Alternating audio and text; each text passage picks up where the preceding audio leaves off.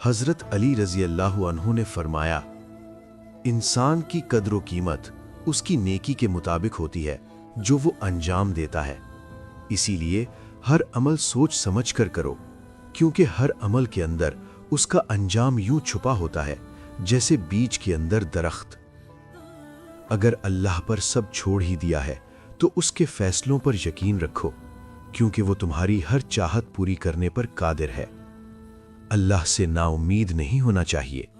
کچھ چیزیں نصیب اور حقیقت دونوں میں نہیں ہوتی، مگر اللہ پر توکل سے صبر آ جاتا ہے۔ وہ فرماتا ہے، تم صبر کی انتہا کر دو، میں معجزوں کی انتہا کر دوں گا۔ اللہ کی رحمت کا سب سے بڑا ثبوت یہ ہے کہ انسان ساری زندگی گناہوں میں گزار دے، لیکن اگر وہ ایک لمحے کے لیے بھی سچے دل سے توبہ کر لے تو اللہ اس کی توبہ قبول فرما لیتا ہے۔ اور اللہ کی رحمت کا ایک پہلو یہ بھی ہے کہ وہ بندے کو گناہوں کے باوجود رزق سے محروم نہیں کرتا۔ اپنے جذبات اگر ظاہر کرنے ہوں تو صرف اللہ پاک کے آگے کرو، کیونکہ کوئی کسی کا درد نہیں سمجھ سکتا سوائے اللہ پاک کے۔ جب دنیا تمہیں گھٹنوں پر دھکیل دیتی ہے تب تم نماز کے لیے بہترین مقام پر ہوتے ہو۔ پانی اور نماز ایک جیسی ہیں۔ پانی محتاج نہیں پینے والوں کا، اور نماز محتاج نہیں پڑھنے والوں کی۔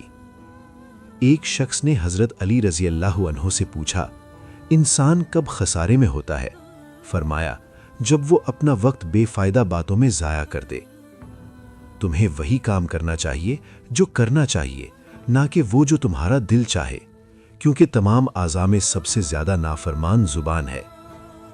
کلام میں نرمی پیدا کرو، کیونکہ لہجہ الفاظ سے زیادہ اثر رکھتا ہے۔ جس طرح تم برائی سننا پسند نہیں کرتے، اسی طرح خود بھی برائی کرنے سے بچو۔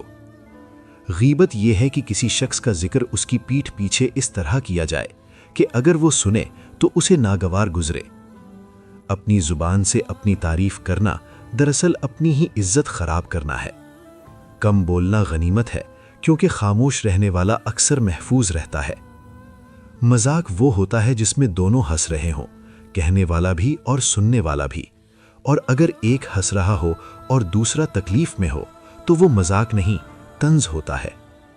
بدترین انسان وہ ہے جو نہ غلطی معاف کرتا ہے اور نہ ہی کسی کے عیب کو چھپاتا ہے۔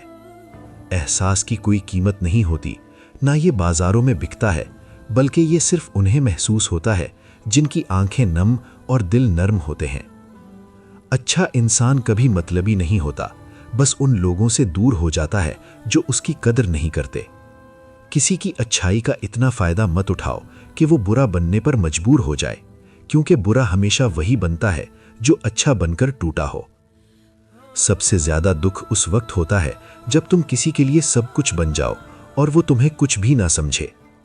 محبت اور دوستی ہر طوفان کا مقابلہ کر سکتی ہیں، مگر ایک چیز ان دونوں کو توڑ دیتی ہے، اور وہ ہے غلط فہمی۔ تمہارا اپنا وہ ہے جو کسی اور کے لیے تمہیں نظر انداز نہ کرے۔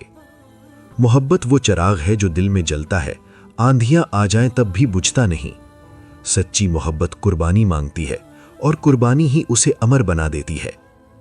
اگر تمہیں محبت کرنے کا ہنر ملے تو اللہ سے شروع کرنا، کیونکہ سب سے اعلیٰ محبت وہ ہے جو اللہ کے لیے ہو، اور اس میں کبھی جدائی نہیں ہوتی۔ حضرت علی رضی اللہ عنہ نے فرمایا، محبت میں عزت باقی رہے تو رشتہ عبادت بن جاتا ہے، اور بے ادبی ہو تو محبت بھی گناہ بن جاتی ہے۔ جس سے محبت کرو اس پر ظلم نہ کرو، کیونکہ محبت امانت ہوتی ہے۔ محبت اگر عقل کے تابع ہو تو رحمت ہے، اور اگر نفس کے تابع ہو تو آزمائش۔ محبت بڑھانے کے 3 طریقے ہیں: سلام کرنا، محفل میں دوسروں کے لیے جگہ بنانا، اور لوگوں کو اچھے نام سے پکارنا۔ محبت وہ نہیں جو لفظوں میں ظاہر ہو، محبت وہ ہے جو مشکل وقت میں ساتھ نبھائے۔ سچی محبت صبر مانگتی ہے، کیونکہ جلد بازی صرف خواہش ہوتی ہے، محبت نہیں۔ اگر تمہیں خوشی میں کوئی یاد آئے تو سمجھ لو تم اس سے محبت کرتے ہو، اور اگر غم میں کوئی یاد آئے تو وہ تم سے محبت کرتا ہے۔ اگر تمہاری آنکھیں خوبصورت ہیں تو تم دنیا سے محبت کرو گے، اور اگر تمہاری زبان خوبصورت ہے تو دنیا تم سے محبت کرے گی۔